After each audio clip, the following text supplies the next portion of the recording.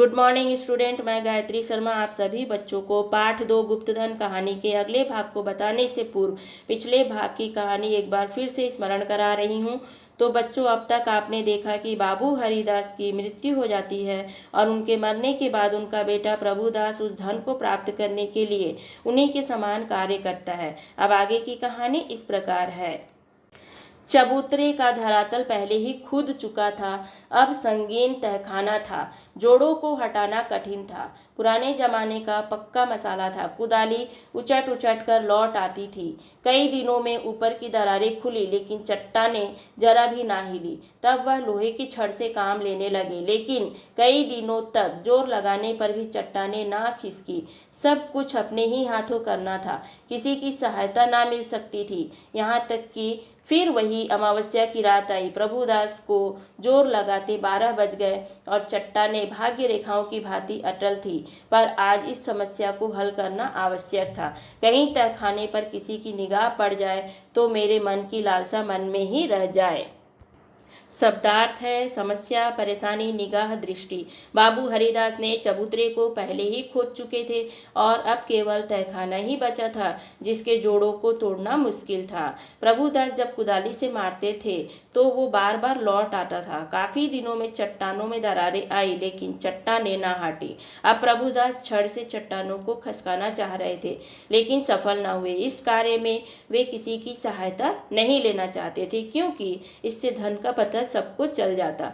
फिर से अमावस्या की रात आ गई। प्रभुदास आज इस कार्य को करना चाहते थे, क्योंकि उन्हें डर था कि इस तहखाने पर किसी की नजर न पड़ जाए तो ये धन वो व्यक्ति ले लेगा। वह चट्टान पर बैठकर सोचने लगे, क्या करूं? बुद्धि कुछ काम नहीं करती। सहसा उन्हें एक युक्ति सूझी। क्यों ना बारूद से काम लूं? इतने अधीर हो रहे थे कि कल पर इस काम को ना छोड़ सके। सीधे बाजार की तरफ चले। 2 मील तक का रास्ता हवा की तरह तय किया, पर वहां पहुंचे तो दुकानें बंद हो चुकी थी। आतिशबाज हीले करने लगा। बारूद इस समय नहीं मिल सकती, सरकारी हुक्म नहीं है। तुम कौन हो? इस वक्त बारूद लेकर क्या करोगे? ना भैया, कोई वारदात हो जाए तो मुफ्त में बंधा बंधा फिरूंगा, तुम्हें कौन पूछेगा। शब्दार्थ युक्ति, उपाय, वक्त, समय, वारदात, घटना। चट्टान ना खसकने से उनकी बुद्धि ने काम करना बंद कर दिया। अचानक उन्हें एक उपाय सूझा कि बारूद लगाकर चट्टान को उड़ा देता हूँ।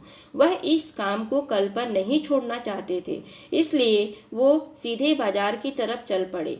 वहां पहुंचकर देखा कि दुकानें बंद हो चुकी हैं और चारों तरफ आतिशबाजी हो रही है। किसी ने कहा कि इस समय बारूद नहीं मिल सकता है, सरकारी हुक्म नहीं है। अगर मैं तुम्हें बारूद दे दूं तो तुम उसका क्या करोगे? कहीं कोई घटना हो गई तो बारूद देने के जुर्म में मैं पकड़ा जाऊंगा, तुम तो बच जाओगे। प्रभुदास की शांत वृत्ति कभी इतनी कठिन परीक्षा में ना पड़ी थी। वे अंत तक अनुनय विनय ही करते रहे, यहाँ तक कि मुद्राओं की सुरीली झंकार से उसे वशीभूत कर लिया। प्रभुदास यहाँ से चले तो धरती पर पांव न पड़ते थे। रात के 2 बजे थे। प्रभुदास मंदिर के पास पहुंचे। चट्टानों की दरारों में बारूद रख पलीता लगा दिया और दूर भागे। एक क्षण में बड़े जोर का धमाका हुआ। चट्टान उड़ गई। अंधेरा गार सामने था, मानो कोई पिशाच उन्हें निगल जाने के लिए मुंह खोले हुए है। शब्दार्थ है मुद्राओं, पैसों। प्रभुदास के लिए यह एक कठिन समय था। वे अंत तक बारूद लेने के लिए उस दुकानदार को मनाते रहे, उसे पैसों का लालच भी दिया। पैसों की लालच में वो व्यक्ति ने उन्हें बारूद दे दिया। अब वे वहां से चले तो खुशी का ठिकाना ना था। आज उनके पैर जमीन पर ना पड़ रहे थे। ऐसा लगता था कि आज उन्हें खजाना मिल जाएगा। वहां मंदिर के पास रात को 2 बजे प्रभुदास पहुंचे और चट्टानों की दरारों में बारूद रखकर आग लगा दिया और दूर चले गए। जोर से धमाका हुआ। चट्टानें उड़ गई और सामने गहरा अंधेरा था।